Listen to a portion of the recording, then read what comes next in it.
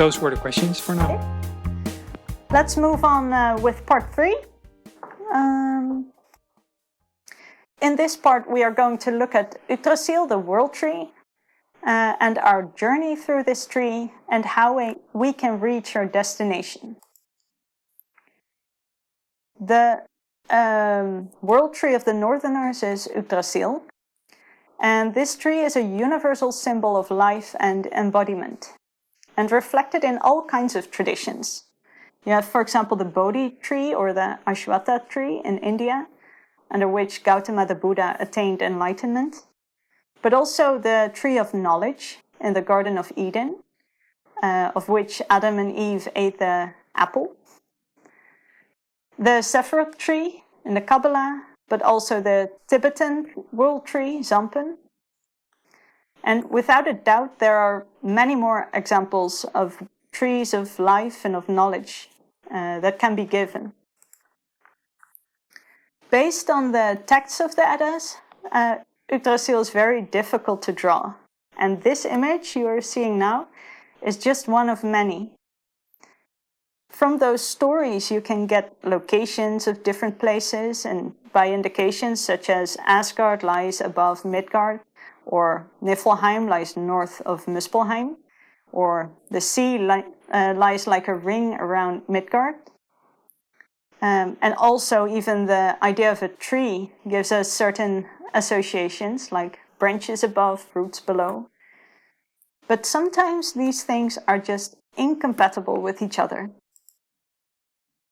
For example, the snake that lies around Miðgarðr.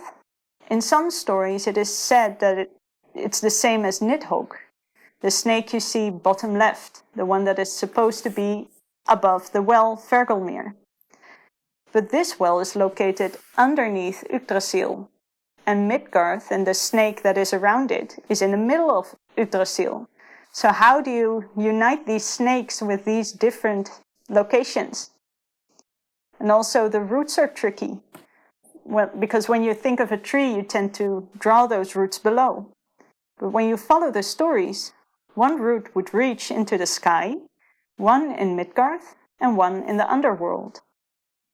So in short, the texts are difficult to connect to our concrete mental images. And that is also why there's an enormous amount of versions of Yggdrasil. I will show you a few of them. This is one of the older depictions of the tree. This one shows few details of, actually shows none of the details of the springs, for example. It only shows the animals that inhabit the tree.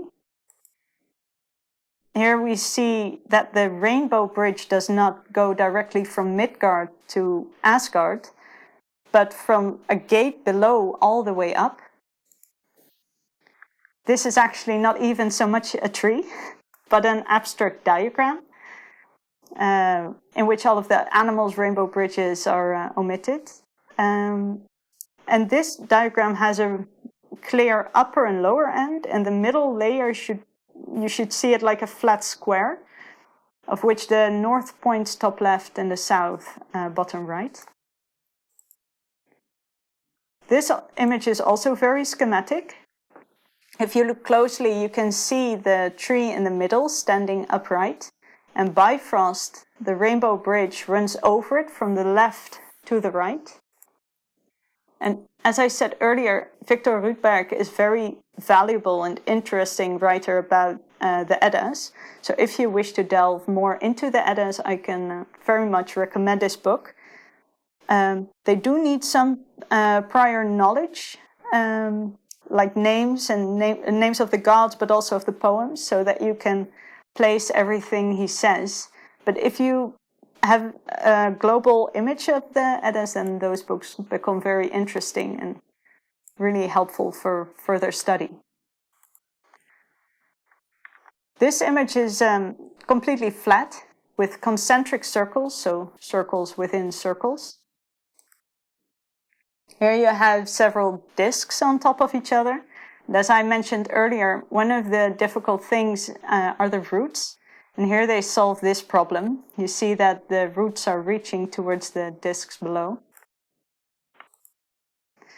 But there are many images, but because this image shows many elements, we will use this one because we will talk more about these elements and it's convenient to use this. The fact that Yggdrasil is so difficult to draw is probably because of various reasons. And I guess that one of these is that all of the stories in the Edda seem to us like separate stories, but in fact, they all describe the same universal processes, but on different phases of development. And like the Haiti and Kenninge, those synonym-like names and descriptions, it challenges you to think about it and to bring all of these seemingly different stories back to one clear vision. The word Yggdrasil is composed of Ygg, a nickname or Haiti of Odin, and Drasil, which means horse. So it's actually the horse of Odin, where you can see the horse as matter on which Odin rides.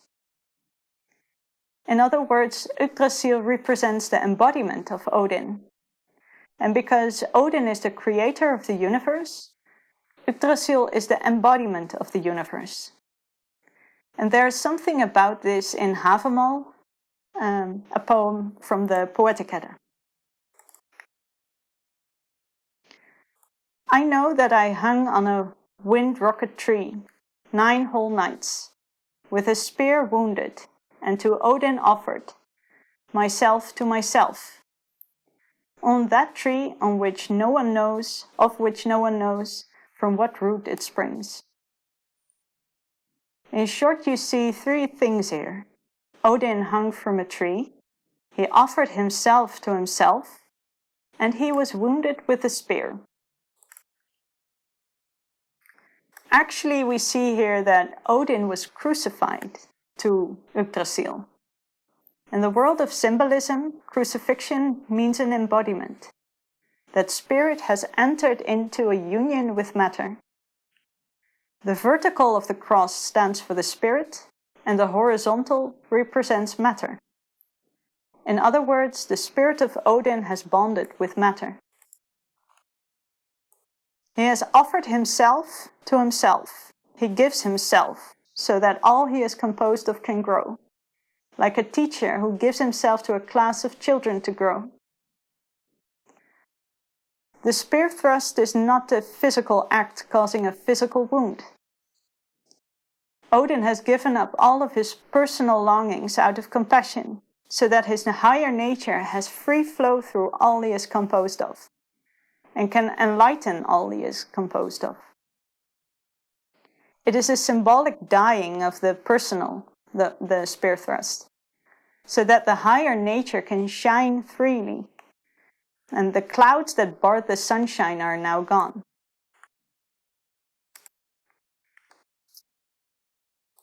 Finally, the last sentence, on that tree of which no one knows from what root it springs.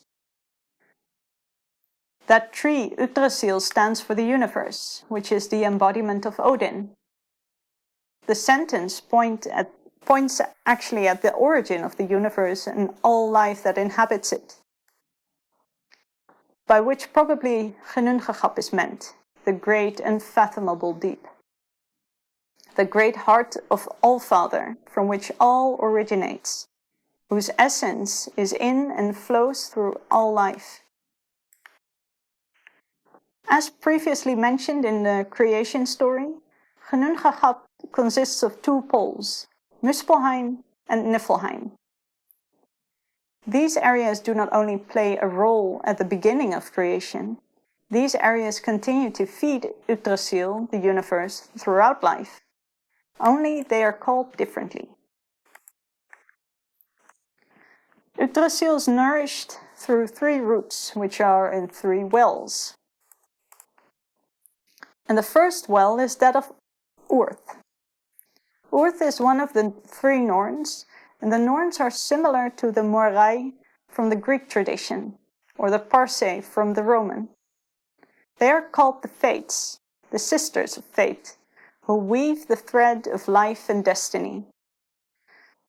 This allows them to see what lies ahead in life, how certain decisions will turn out, and also what needs to be done to change situations. They can look beyond this one life, and that is why Odin often asks them for advice. He regularly asks them to look ahead or explain past events. The second well is that of Mimir. The source of Mimir, or the well of Mimir, is the well of all life experience. In it, knowledge and wisdom lies buried. Odin asked Mimir if he could drink from his well of life experience. He was allowed, and Odin gave in return his sun eye. Through this, Mimir is enriched with divine insight, and Odin is nourished with life experience, which is also called mead or honey wine.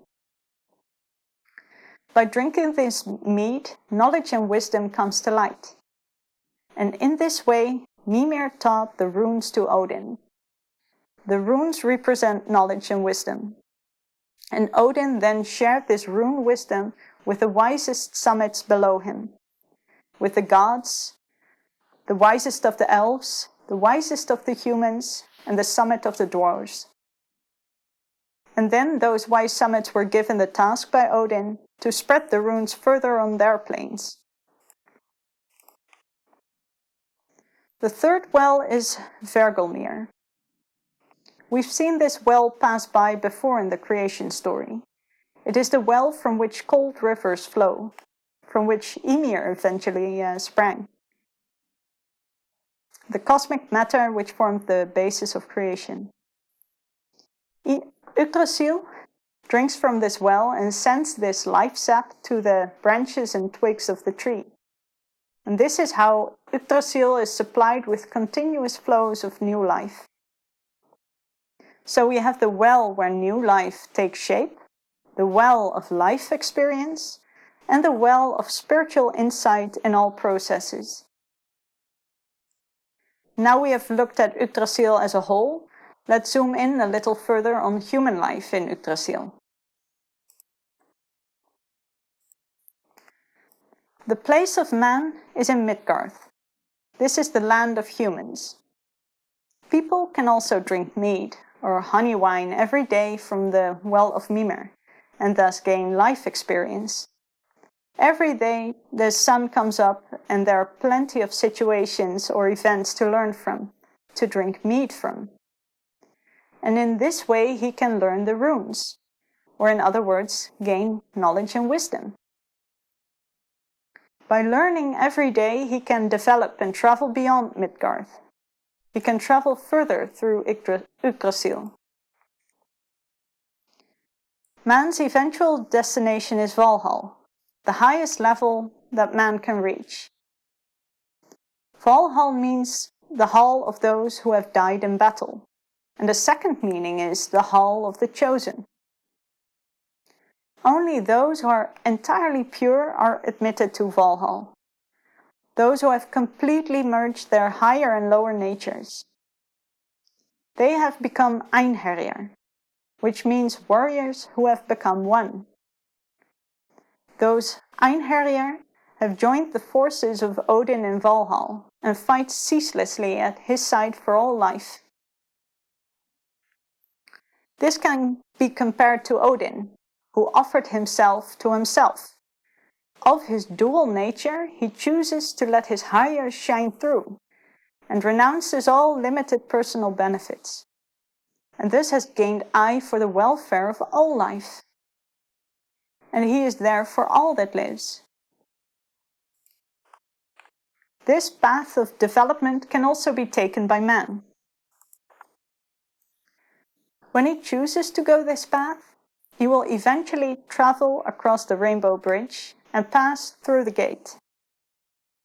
But before he can pass through the gate, he must unlock it. And the Eddas say that only few know how it is locked. So, if we ask ourselves, how do we travel on from where we are now? Then we must consult the Norns. The Norns together see the past, present and future. Urd stands for the past, Verdandi stands for the present, and Skuld is the youngest of the sisters. She is the future, the inevitable child or result of the past and present. The Norns spin the thread of life of every human being that is born. They weigh our lives, as it were. From the past and present, future events or karma is born. And on this basis, they spin the thread of each living being. For the Northerners, reincarnation was a given.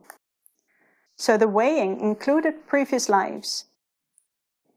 In the Eddas, there's a fragment that the future of someone can be with strength and hope, but also black with tears, depending on how this person has lived his lives. There's an important key in this, and that is that we inherit ourselves. Each life we can learn and improve. We are architects of our own life. We determine how we direct our lives and thus what we do in life. Whether we are kind to others, understanding and compassionate. In the present we make choices all the time. And with those choices we build up our future life thread. Yes, we must do it ourselves, but rest assured because we are not alone. Because Urd gives each person his own Haminja. She is a representative of the Norns who guides and helps us in life. Our Haminja is our spiritual Efni, our inner guide, and she is always inwardly present and watchful over us. In Christianity, the Haminja is also called the guardian angel, and Socrates calls it his daimon. It expresses itself in the form of intuition, our conscience. It is a loving force that gives confidence to do the right thing, and will never advise us to do evil. If we are able to focus on our Haminja, then it's an inner voice that gives direction and brings certainty and clarity. We may not always hear the voice of our Haminja very well, because we have thought clouds that bar the sunlight of our Haminja. We are still growing in our power of discernment, and sometimes we accidentally choose the clouds instead of the sunlight. But this is not something to get discouraged about, because our strength lies in our willingness to learn. If we are open to learning, we learn from every event, whether we chose right or wrong. Then every event will contribute to our development. And eventually we will become so familiar with our Haminja that we will become one with it. Then we become that Einherjar of which we talked about earlier. An example of someone who has traveled this road in the Eddas is Odr. In Svipdagsmál, Odr goes in search of Menglad, his Haminja. And before he goes to Menglad, he consults his dead mother, Groa. Groa stands for growth. She symbolizes Odr's own past and everything he has developed in that past. The truths he has seen and the virtues that are inseparably linked to them. All insights and just ways of living. The only thing that we really take with us after we die. In this poem, Groa sings to Odr all the virtues and insights he has developed over his past lifetimes. And this is the first spell she sings. Then I will chant you the first, that I know is much needed, that Rani chanted to Rind.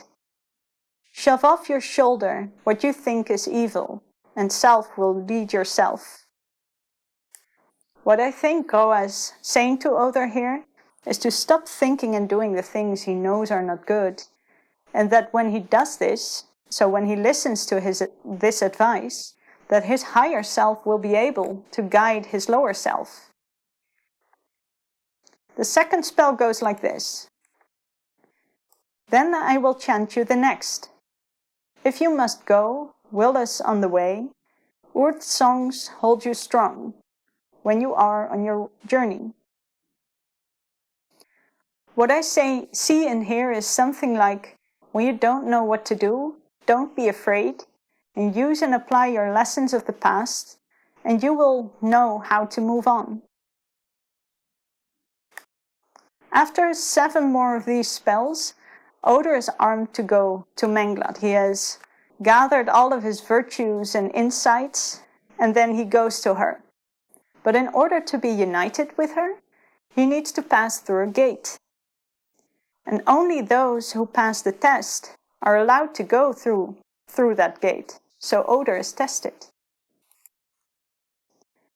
In front of the gate is Fjölsviðr, which means much wise. Fjölsviðr is Odin in disguise. He tests Odr in a question and answer conversation. During the conversation, the dogs or wolves of Odin stay quiet, and also the ravens stay quiet. These things are necessary to pass the test. The dogs or wolves correspond to the lower nature of Odin. Odr evokes no negative reaction from them. Moreover, they actually seem subservient. He also doesn't tell any lies, otherwise the ravens would have pecked at Odr. So Odr passes the test and the gate is flung open. Only Odr is no longer called Odr anymore, but Svipdagsmál, which means appear as day. Svipdagsmál has become one with his Hamingja, Miðgarðr. He has cleared his personal thoughts and now his higher nature can shine fully through himself. And he shines like the sun. When Svipdagsmál enters Miðgarðr's hall, she gives him a kiss. Hamingjas are also called Valkyries, which means electors or crowners of the dead. The kiss is the symbol that she elected or crowned him. At the end of the poem, Svipdagsmál says to Miðgarðr, both have we yearned. I have longed for you, and you to meet me. Atonement is now, as we together share the tasks of the years and the ages. In other stories, you often see that the Valkyrie lifts her lover on her horse and rides with him to Valhalla. One last word about Valhalla, because the arrival of a new Einherjar in Valhalla is always a celebration.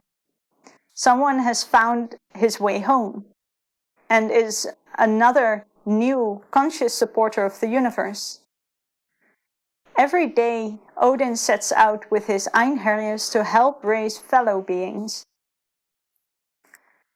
Valhalla sits atop Yggdrasil, and from there the golden mead of life experience trickles down the tree. And like rain, that mead drips into Hvergelmir, the primal well from which all rivers of life flow. And in this way, all life is enriched. Here I wanted to end this part. We again have a short break of 3 minutes, and after that we will answer your questions. Welcome back, everyone. Are there questions? Yes, a few questions, comments. So you've explained about the Norns, Urd and Skuld and Verdande, with Urd standing for past. And you also explained that we get our Hamingja from Urd. Yes. Right? So that's one of the highest ethni. When you explained I think it was in the second verse of Svipdagsmál, when Groa, the mother, standing for growth, tells Odr what to do, or gives him advice for, you could say an initiation process or evolution process. Yeah, basically. And then she gives him the advice that listen to Urt. And you shortly explained that, well, Urt standing from past deeds, so have confidence, trust in what you have learned. But I got the idea, could you also say, as you said, that Urt gives the higher parts, and we get those from Urt, that you could also say, listen to Urt in the sense that listen to the higher parts, the higher ethne in our being, like which you could say our conscience and also maybe our intuition, which resonates with our Hamingya. Is that the way you could? Yeah, I think you could. You say might it like interpret that. it. Yeah. Because our conscience is perhaps more bound to our own experiences we have built up.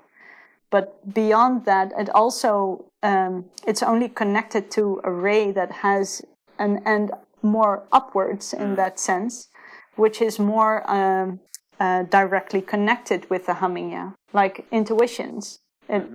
That's a stage beyond. And I think you could say that because Urt's songs, Urt is like actually like a layer beyond us even, because Odin consults the Norns directly, which is actually a part of Odin, and we receive our Hamingya from Urt. So actually it's a representative on a lower plane of Urt. So I think you're quite right when you say that it's not only conscience, it's actually also intuition. And even beyond, if we grow on, yes, Urt spells or Urt songs.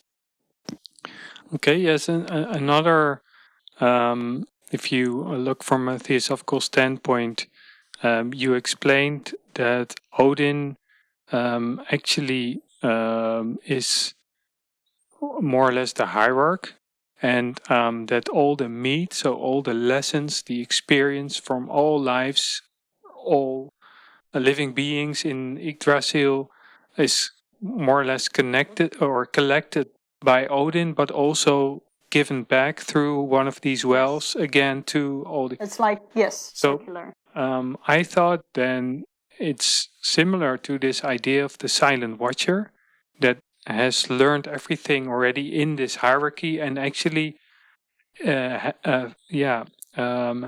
this inspiration flowing out from him. Yes. What that can be used by all living beings still going after him. Is that a parallel you might make? I think so, because Odin is if you call it a silent watcher, he is like the summit or the top of this hierarchy, and he actually waits for us, like the whole crucifixion thing. He waits for us. He has his whole embodiment. He is there for us to grow. Basically, all of his own personal longings or benefits, he set those aside. So that's really similar, yes, to this idea. But you also have summits on other regions, of course. So, like he gives the runes to those other summits on other levels, like to all of the gods, the top of the elves, the dwarves. And what do the runes stand for? Knowledge and wisdom. Yeah, so everything that is there to learn. And I think in the Dutch lecture, we also received a question like this. Something I think that's also something like a silent watcher could be Heimdall. I am not entirely sure about this. I should look into this some more, but he's an interesting figure that also came to Earth and helped us grow. He, at some point in evolution or development of humanity, he came to men to educate them in, how do you say, landbouw? Agriculture, exactly. And he has been among men for a long time. And also, just a short, I don't know if you I think this is the first time you mention Heimdall. Yes. I don't know. People might know him from the Thor movies as the Bifrost. Well, it is not so. That's not so bad an association, because in the Eddas he's actually standing at the Bifrost Bridge, so he's the watcher of the Bifrost Bridge. The Bifrost Bridge is a bridge between Valhalla and Miðgarðr, the Earth bridge. and the higher region. That's right. It's the rainbow bridge that connects Miðgarðr with Asgard, or, well, that's on the picture you saw. There are other theories about how those are connected, but to leave those aside for now, he waits there. So all of the people that are able to cross the bridge eventually come to Heimdall, and he lets them in also. So it could be that he is also some kind of a silent watcher, but I should do some more research to be sure of this entirely. Listen to Urt. Yeah. Yes, exactly. Okay.